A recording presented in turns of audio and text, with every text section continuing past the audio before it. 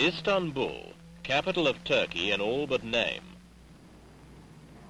On her doorstep, the Bosphorus, the thin strip of water that divides Asia from Europe and East from West.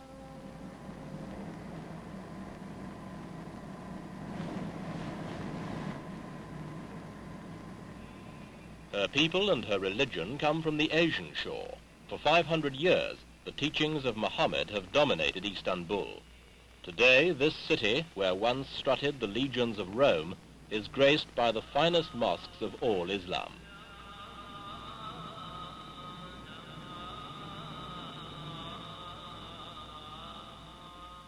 In their blood are the fierce tribes of Asia who took the city from the Christians and then created the once vast Ottoman Empire. But their sultans, who ruled within these gilded domes, were overtaken by the new creed of industry then invading Europe. Their empire collapsed, the Sultanate fell, and in 1923 a republic was born. Now, 50 years on, Echo examines the new Turkey, a country that has thrown off the dead weight of her past.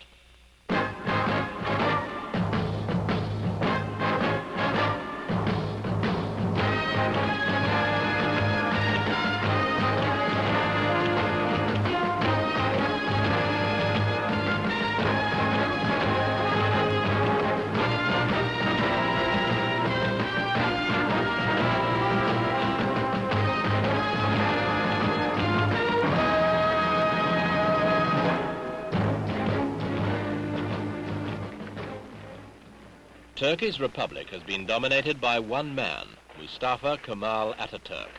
When he died in 1938, he had already laid the foundations of modern Turkey. An iron man, he raised the revolution, expelled an invading army, and in 1923 proclaimed the republic. Few men have so dominated the destiny of their country. As a dictator, he imposed parliamentary democracy, the separation of state and religion, the emancipation of women, and a rigid constitution guaranteeing individual freedom. Above all, Ataturk was a soldier. To this day, his most jealous guardians are the army. They see themselves as the protectors of his ideals and the guarantors of the revolution he began.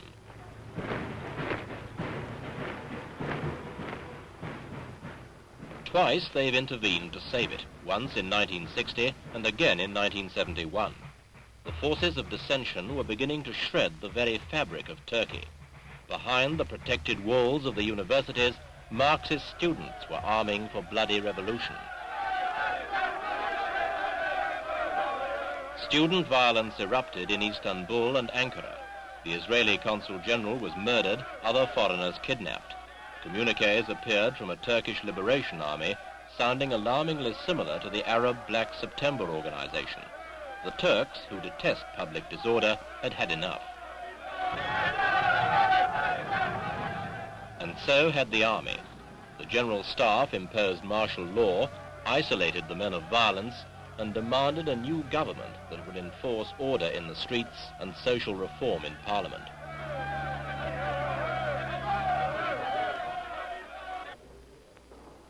Süleyman Demirel, Prime Minister since 1965, was given a choice: resign or be thrown out.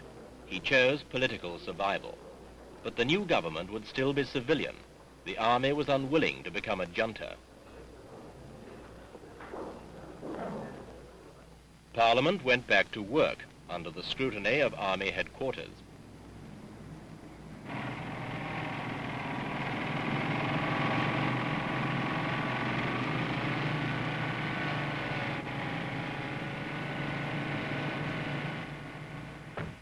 Standing between the military and an indecisive parliament was 70-year-old ex-soldier President Cevdet Sunay and the grand old man of Turkish politics, İsmet İnönü, once Ataturk's right-hand man.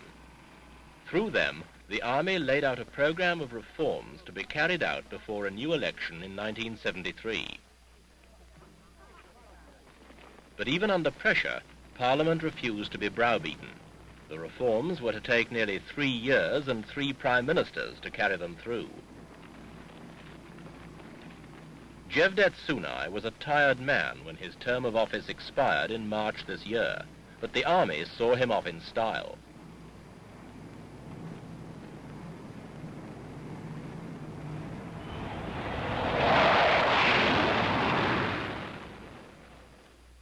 Sunay's successor, they hoped, would be another old soldier.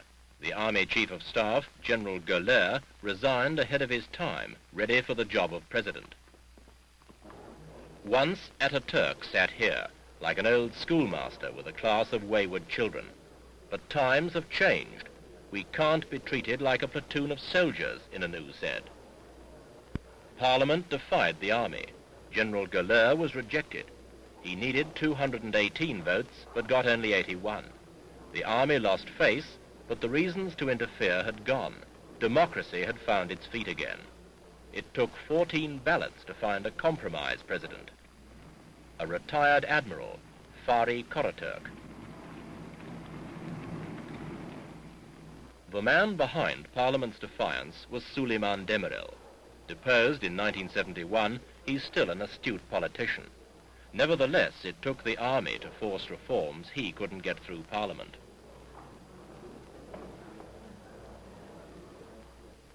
The Marxist revolutionaries who precipitated Demirel's downfall are still on trial.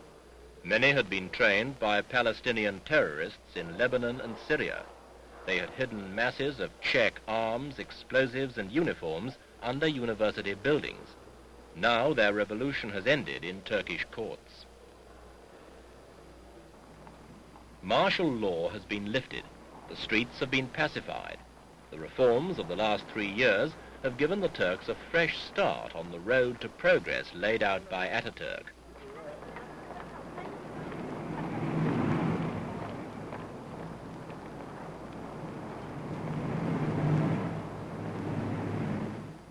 Turkey's democracy has survived its severest test. The question now is whether the prosperity and the lifestyle of booming Ankara and Istanbul can be spread to the rest of Turkey. Ataturk emancipated Turkey's women in the 30s. Veils haven't been worn in Ankara since their mother's day. But out in the countryside, where 6 out of 10 Turks live, old traditions are still powerful. 50% are illiterate. The prosperity of the cities has not yet reached them.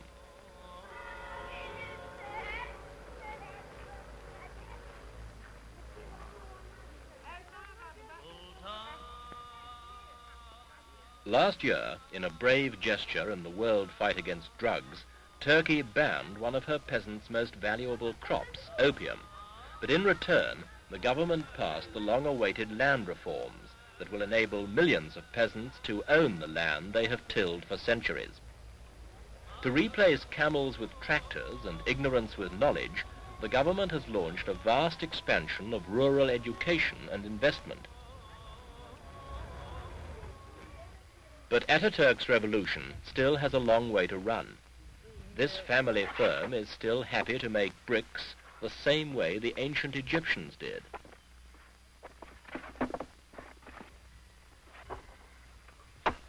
The elders are content with the old way. The young must comply or leave for the cities. Here they find a different world. The countryside may still belong to the ways of Asia. The cities belong to Europe. Turkey sees herself economically a part of Europe. She would like full membership of Europe's common market by 1995. Already, 500,000 of her young men work there. The Turks are proud of being the cultural, economic and geographic link between Asia and Europe. If Europe's common market is eventually to achieve political unity, Turkey's presence within the Union would have a profound effect on its attitude to the rest of the world.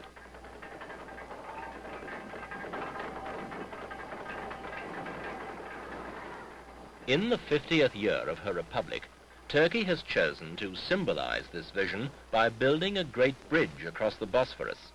It is the first physical link between Europe and Asia since the Emperor Darius built a bridge of boats for his armies 2,500 years ago. But today's bridge is not for armies.